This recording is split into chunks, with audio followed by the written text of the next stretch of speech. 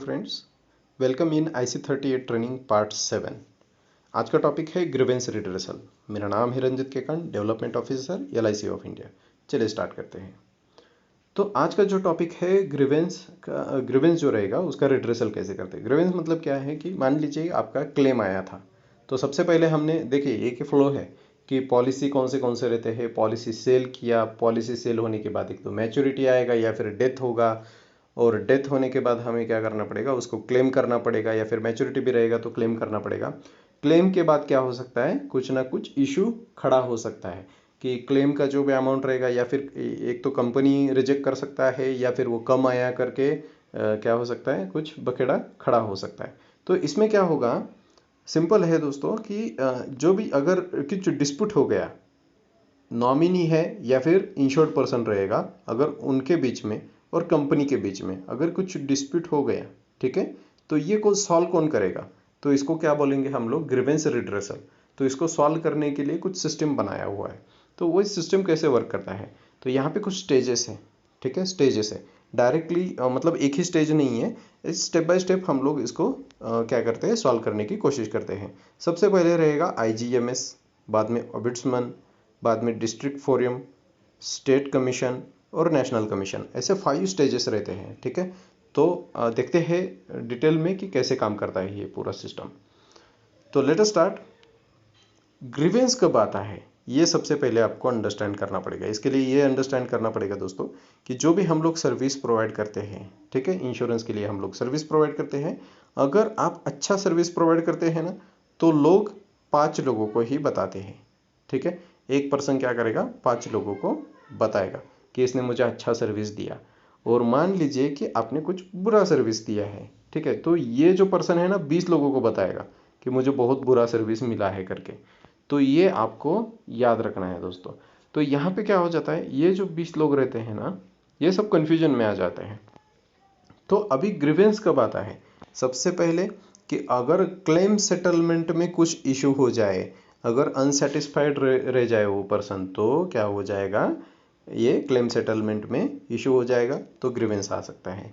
दूसरा कि अगर वो पर्सन को कुछ चीटिंग हुआ है मेरे साथ, कुछ तो मुझे गलत इन्फॉर्मेशन मिला है, या फिर कुछ चीट किया है मेरे साथ कंपनी ने, ऐसा अगर लगता है, या फिर डिसऑनर्ड किया है मुझे, ऐसा अगर लगता है, तो वो क्या करेगा, ग्रीवेंस सेल में अपना कंप्लेंट दे देगा दोस्तों, ठीक है। तो ऐसे आता है एक कंप्लेंट। तो अभी कंप्लेंट सॉल्व कैसे करते हैं, तो सबसे पहला स्टेज रहेगा IGMS। अभी इसका लॉन्ग फॉर्म पूछा जाएगा दोस्तों, तो आपको ये याद रखना है, या फिर लिख लीजिए आप। IGMS मतलब इंटीग्रेटेड ग्रीवेंस मैनेजमेंट सिस्टम, ठीक है, इसका लॉन्ग फॉर्म पूछा जाता है, इंटीग्रेटेड ग्रीवेंस मैनेजमेंट सिस्टम। तो ये क्या है, एक जो भी इंश्योर्ड कंपनी रहेगी, एक इंश्योर्ड कंपनी है, मान लीजिए कोई भी एक कंपनी है, लाइफ इंश्योरेंस कंपनी, तो यहाँ पे अगर कंप्लेंट कोई भी दाखिल करता है, तो ये कंपनी का एक ऑफिस रहेगा, इसको बोलते हैं IGMS, ठीक है। ये कंपनी का ही एक इंटीग्रेटेड पार्ट है।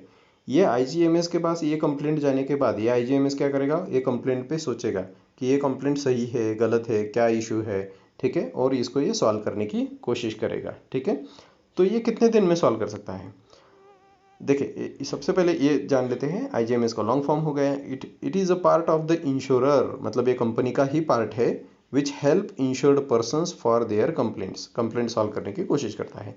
IGMS has to resolve grievance within 1 month, 1 महीने के अंदर अंदर इसको सॉल्व करना पड़ता है। जो भी कंप्लेंट आएगा उसको 1 महीने के अंदर उसको सॉल्व करना है। मान लीजिए कि उन्होंने सॉल्व किया, लेकिन फिर भी अगर पॉलिसी होल्डर अनसेटिस्फाइड है, if not satisfied with the result, then policy holder can appeal in ombudsman within 1 year। तो इसके आगे मान लीजिए इनका रिजल्ट आ गया, तो ये अगर उस पर्सन को अच्छा नहीं लगा, तो वो क्या कर सकता है, 1 साल के अंदर, 1 साल के अंदर कहाँ पे जा सकता है, नेक्स्ट स्टेज में जा सकता है, जिसको बोलते हैं ombudsman, ठीक है। तो ये आपको याद रखना है दोस्तों कि IGMS किसका पार्ट रहता है, IGMS वो खुद कंपनी का ही पार्ट रहता है, और इसका फुल फॉर्म क्या है, इंटीग्रेटेड ग्रीवेंस मैनेजमेंट सिस्टम। दूसरा रहता है ऑबिट्समैन। अभी कंपनी के यहाँ पे तो हमने कंप्लेंट करके देख लिया, अगर वहाँ पे भी कुछ अच्छा रिजल्ट नहीं आ रहा है, तो हम लोग क्या कर सकते हैं, नेक्स्ट स्टेप कोई तो चाहिए, तो जो रहता है IRDA, ठीक है, ये रहेगा insurance regulatory development authority of India, ठीक है। इसके बारे में हमने इससे पहले एक वीडियो में स्टडी किया था। तो ये क्या करता है, जो जितने भी कंप्लेंट्स वगैरह आएंगे उनको सॉल्व करने की कोशिश करेगा। अभी ये कैसे करता है ये देखते हैं। तो ये IRDA का ऑम्बुड्समैन का ऑफिस है, ठीक है। यहाँ पे एक कंपनी रहेगी, जो भी इंश्योरेंस का कंपनी रहेगा वो है, और यहाँ पे एक सिंपल पर्सन है। इस पर्सन का कोई कंप्लेंट है इस कंपनी के बारे में, ठीक है। ये कंपनी के बारे में कोई तो कंप्लेंट है, इन दोनों का झगड़ा चल रहा है। तो ये इसने क्या किया है, यहाँ पे कंप्लेंट दाखिल कर दी ऑम्बुड्समैन के पास। फिर ये ऑम्बुड्समैन क्या करेगा, जो भी कंप्लेंट आई है उसके बारे में स्टडी करेगा कि ये कंपनी ने इसको क्लेम देना चाहिए या नहीं देना चाहिए, रिजेक्ट करना चाहिए। जो भी रीज़न है उस कंप्लेंट का वो स्टडी करेगा, और ये ट्राई करेगा, ये ऑम्बुड्समैन ट्राई करेगा कि ये दोनों का झगड़ा जो है वो ख़त्म हो जाए और एक दोनों भी कोई भी एक सोल्यूशन पे आ जाए, ठीक है। तो सिंपल आपको याद रखना है क्या है कि ऑम्बुड्समैन का फंक्शन क्या होता है, to resolve the complaint of policy holder, ठीक है। ये दोनों का झगड़ा सॉल्व करना और दोनों के बीच में एक एजेंट का काम करना, इसको बोलते हैं ऑम्बुड्समैन का काम, फंक्शन यही है इसका, ठीक है। लेकिन आपको याद रखना है दोस्तों, ऑम्बुड्समैन का भी लिमिट होता है, ठीक है। ऑम्बुड्समैन का लिमिट क्या है कि अगर पॉलिसी 20 लाख के ऊपर का रहेगा तो ऑम्बुड्समैन वहाँ पे कोई भी डिसीजन नहीं दे सकता। अगर पॉलिसी का सम एश्योर्ड 20 लाख के रुपए के अंदर है तब जाके ऑम्बुड्समैन यहाँ पे वो पॉलिसी मतलब जो भी वो एक ग्रीवेंस आया है, कंप्लेंट आया है, उसके ऊपर डिसीजन दे सकता है। एक कितने दिन में देना है, 1 महीने के अंदर अंदर इनको डिसीजन देना है दोस्तों, ठीक है। तो 20 लाख रुपए तक ही इनका लिमिट है और 1 महीने के अंदर इनको रिपोर्ट देना है। तो आपको याद रखना है IGMS जो पार्ट था वो उसी कंपनी का था, ठीक है। और ऑम्बुड्समैन जो है वो किसका पार्ट है, IRDA का पार्ट है। और ऐसे 20 ऑफिसेस आज के डेट में अवेलेबल है पूरी इंडिया में, ठीक है। तो फंक्शंस पे हमने देख लिए हैं, to solve the problems in insurer and insured person, to give the decisions of matter less than 20 lakh sum assured, ठीक है। ये दोनों फंक्शन है इसके। मान लीजिए कि ऑम्बुड्समैन का भी जो रिजल्ट आया है वो भी उसको पसंद नहीं आया, ठीक है। तो वो कहाँ पे जाएगा, तो नेक्स्ट स्टेप रहता है। लेकिन इससे पहले कि मान लीजिए कि यहाँ पे कितने ऑफिस है, 20 ऑफिस है, ठीक है। इंडिया तो बहुत बड़ा है। तो अगर IGMS का रिजल्ट पसंद नहीं आया और अगर कोई इंसान नहीं जा पा रहा है ऑम्बुड्समैन के पास, तो दूसरा कोई तो एक ऑप्शन होना चाहिए, ठीक है। कि जहाँ पे ऑम्बुड्समैन का ऑफिस नहीं है वहाँ पे दूसरा कोई तो सिस्टम होना चाहिए। तो यहाँ पे क्या किया है, जो डिस्ट्रिक्ट फोरम है वो काम में आएगा। तो इसका सेम फंक्शन है, सेम फंक्शन रहेगा एज अ ऑम्बुड्समैन।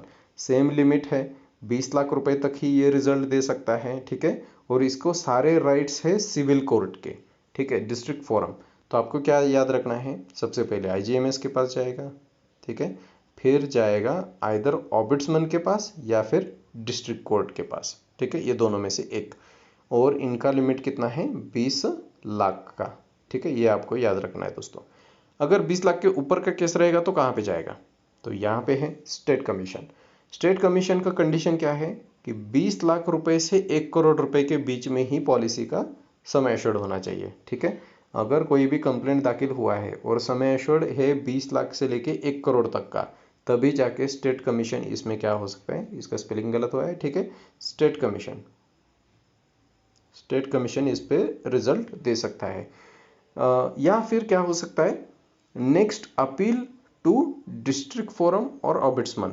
मतलब ऑम्बुड्समैन का जो रिजल्ट आया है या फिर डिस्ट्रिक्ट कोर्ट का जो भी रिजल्ट आया है, अगर वो पर्सन को पसंद नहीं या फिर कंपनी को पसंद नहीं, तो वो लोग क्या कर सकते हैं, नेक्स्ट अपील कर सकते हैं। कहाँ पे, नेशनल कमीशन में, ठीक है, स्टेट कमीशन में, ठीक है।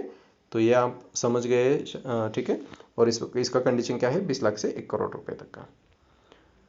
नेक्स्ट रहेगा दोस्तों कि अगर वहाँ पे भी स्टेट कमीशन में भी अगर पॉलिसी का जो भी डिस्प्यूट है वो सॉल्व नहीं हुआ तो कहाँ पे जाएंगे, तो नेशनल कमीशन के पास जाएंगे, ठीक है। नेशनल कमीशन के पास क्या कंडीशन है, अगर फ्रेश आपने कंप्लेंट दाखिल किया है और वो पॉलिसी 1 करोड़ रुपए के ऊपर का है, ठीक है, तो यहाँ पे डायरेक्टली अपन फर्स्ट क्या कर सकते हैं, अपील कर सकते हैं यहाँ पे नेशनल कमीशन में।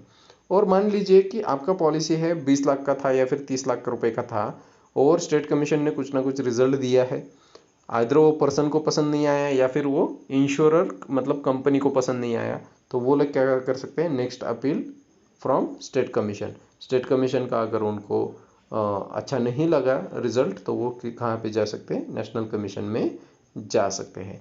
लेकिन नेशनल कमीशन इज़ फाइनल, ये जो है ये फाइनल है। यहाँ पे जो भी रिजल्ट होगा वो दोनों को एक्सेप्ट करना पड़ेगा, या फिर नेशनल कमीशन में ही अगर दोनों में से एक को किसी को पसंद नहीं आया तो फिर और एक बार यही पे केस चलेगा, ठीक है, नेशनल कमीशन में ही। लेकिन इसके आगे का कोई भी स्टेप नहीं है, यहाँ पे ये केस चलेगा और जो भी रिजल्ट आएगा फिर ये दोनों को एक्सेप्ट करना पड़ेगा, ठीक है। तो यहाँ पे एक डायग्राम बनाया है दोस्तों, यहाँ पे आपको सिंपली अंडरस्टैंड हो जाएगा। ये देखिए, अगर ग्रीवेंस आता है किसी भी पर्सन से तो वो फर्स्ट स्टेप में जाएगा IGMS के पास, ठीक है, इंटीग्रेटेड ग्रीवेंस मैनेजमेंट सिस्टम। ये किसका पार्ट रहता है, इंश्योरर का ही पार्ट रहता है। वहाँ से निकल के अगर ऑम्बुड्समैन का ऑफिस यहाँ पे रहेगा तो ऑम्बुड्समैन के पास जाएगा, अगर नहीं रहेगा तो डिस्ट्रिक्ट फोरम के पास जाएगा। इसका लिमिट कितना है, 20 लाख रुपए का, उसके ऊपर नहीं। इसका भी लिमिट कितना है, 20 लाख रुपए का। और रिजल्ट कितने दिन में देना है, 1 महीने के अंदर अंदर देना है। टोटल ऑफिस कितने हैं इंडिया में, 20 ऑफिसेस है आज की डेट में, ठीक है, वो शायद बढ़ सकता है। अगर यहाँ से भी कुछ डिस्प्यूट उनका सॉल्व नहीं होता है तो आगे जा सकते हैं स्टेट कमीशन में। स्टेट कमीशन कौन सी पॉलिसीज लेता है, अगर 20 लाख से लेके 1 करोड़ रुपए तक का पॉलिसी है तभी जाके ये पॉलिसी लेगा।